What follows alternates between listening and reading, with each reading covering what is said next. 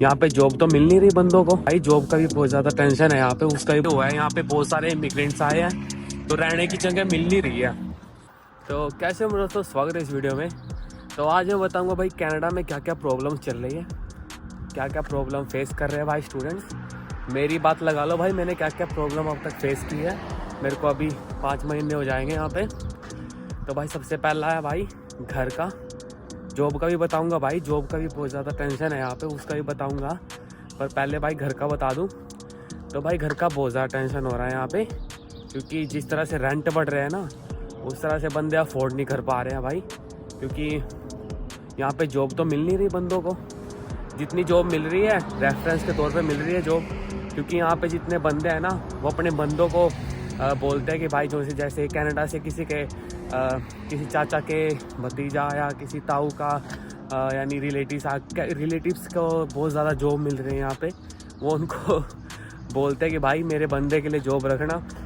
बस ऐसा ही चल रहा है रेफरेंस पे यहाँ पे। अगर आप कनाडा में आ रहे हो ना, अगर आपकी यहाँ पे अच्छी जान पहचान है तो जॉब मिल रही है तो नहीं। तो पहला पॉइंट था अपना एकोमोडेशन का, यानी रहने का भाई, घर वगैरह। तो यहाँ प्राइसेस इंक्रीज़ हो रहे हैं भाई एज़ कम्पेयर टू जब 2-3 साल पहले। क्योंकि कनाडा में एक तरह से फ्लक्चुएट इसलिए हुआ है, यहाँ पे बहुत सारे इमिग्रेंट्स आए हैं तो रहने की जगह मिल नहीं रही है। तो जब मैं पहले आया था ना तो मैं भी अपने रिलेटिव्स के घर रह रहा था, उसके बाद में मूव हुआ था तो मेरे को भी ढूंढने में बहुत ज़्यादा दिक्कत हुई थी घर वगैरह। और भाई प्राइसेस बताऊँ तो अगर आप एट अ टाइम एक बेसमेंट ले रहे हो ना तो पर बंदे को 450 से 500 पड़ जाएगा। अगर आप ग्राउंड फ्लोर पे ले रहे हो तो 600, 700, 550, यानी 550 से स्टार्ट हो जाता है एक बंदे का, यानी शेयरिंग में। और जो मैंने बेसमेंट का बताया था 450, वो भी शेयरिंग में होगा भाई। इतना कुछ खर्चा है यहाँ का ये रहने का। और हाँ, बहुत से बंदों को ये भी डाउट होता है कि भाई हम घर से कितना कैश लेके आएँ या हाँ। तो भाई तुम कितना भी लेके आ सकते हो, पर उसके डॉक्यूमेंट बनवाने भाई बहुत ज़्यादा इंपॉर्टेंट है। जिस भी कंपनी से तुम एक्सचेंज करवा रहे हो ना उससे डॉक्यूमेंट बनवाओ, उस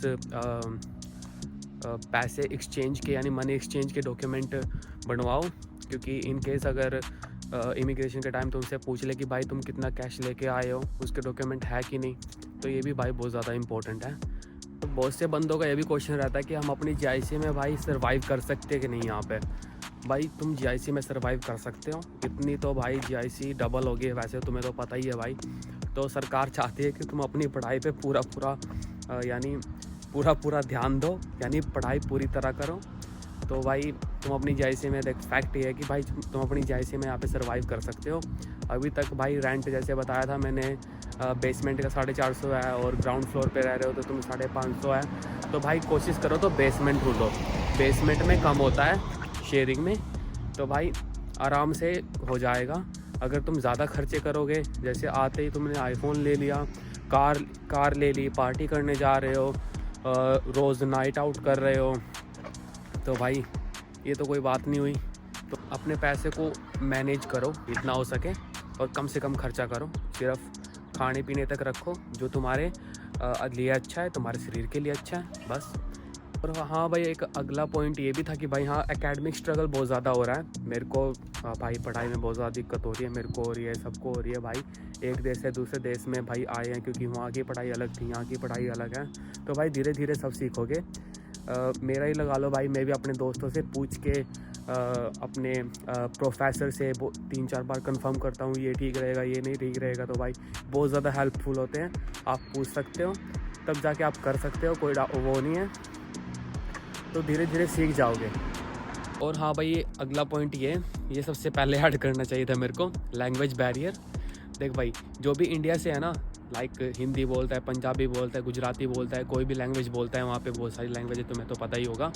तो भाई जो वहाँ से यहाँ आता है ना, तो भाई इंग्लिश प्रॉपरली बोल नहीं पाता। चाहे तुम्हारे आइल्स में कितने भी बैंड आए हो, तुम्हारे 7 बैंड आए हो या फिर 8 बैंड आए हो, क्योंकि यहाँ का स्लैंग ही कुछ अलग है। क्योंकि यहाँ पे जो बंदे रह रहे हैं ना राइट नाउ, वो सारे कैनेडियन नहीं है, सारे इमिग्रेंट्स हैं यहाँ पे। तो भाई लास्ट वीक की मेरी एक फिलिपियन से बात हुई थी, तो उनसे बात कर रहा था मैं।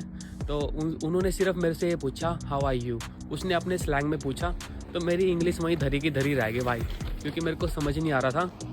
तो ये चक्कर हो जाता है भाई, लैंग्वेज बैरियर, यानी स्लैंग का ही लगा लो तुम, स्लैंग का चक्कर होता है। स्लैंग अगर समझना आए ना तो इंग्लिश भी समझ नहीं आएगी।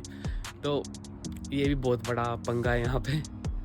और हाँ भाई, कई बंदे तो अब तक वेट कर रहे थे भाई जॉब के बारे में, क्या कुछ चल रहा है भाई जॉब का कनाडा में।